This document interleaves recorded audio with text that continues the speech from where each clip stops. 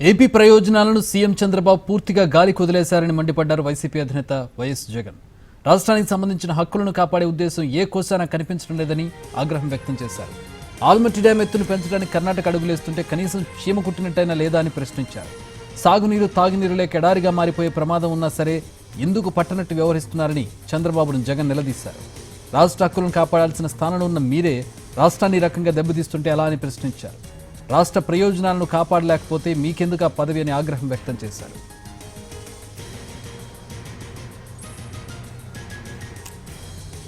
Almatti project ఎత్తు పెంపుపై CM Chandrababu మౌనంగా ఉండడాన్ని మాజీ ముఖ్యమంత్రి వైఎస్ జగన్మోహన్ రెడ్డి తప్పుపట్టారు.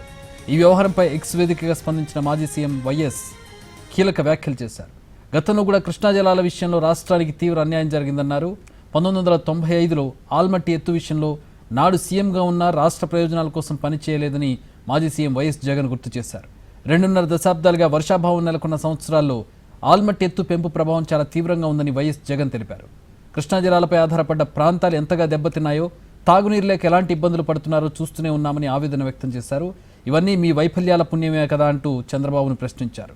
ఇప్పుడు మళ్లీ ఆల్మట్టిలో 519 మీటర్ల నుంచి 524.256 మీటర్లకు పెంచి నీటిని నిల్వ చేయడానికి కర్ణాటక ప్రభుత్వం సిద్ధమవుతోందని వివరించారు.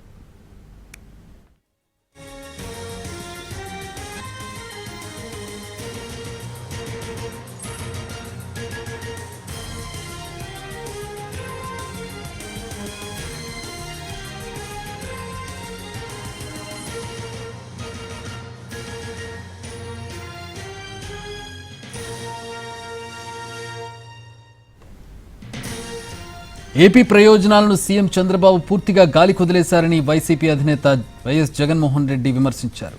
రాష్ట్రానికి సంబంధించిన హక్కులను కాపాడే ఉద్దేశం ఏ కోసానా కనిపించడం లేదని ఆగ్రహం వ్యక్తం చేశారు. ఆల్మట్టి డ్యాం ఎత్తును పెంచడానికి కర్ణాటక అడుగులేస్తుంటే కనీసం చీమ కుట్టినట్టయినా లేదా అని ప్రశ్నించారు.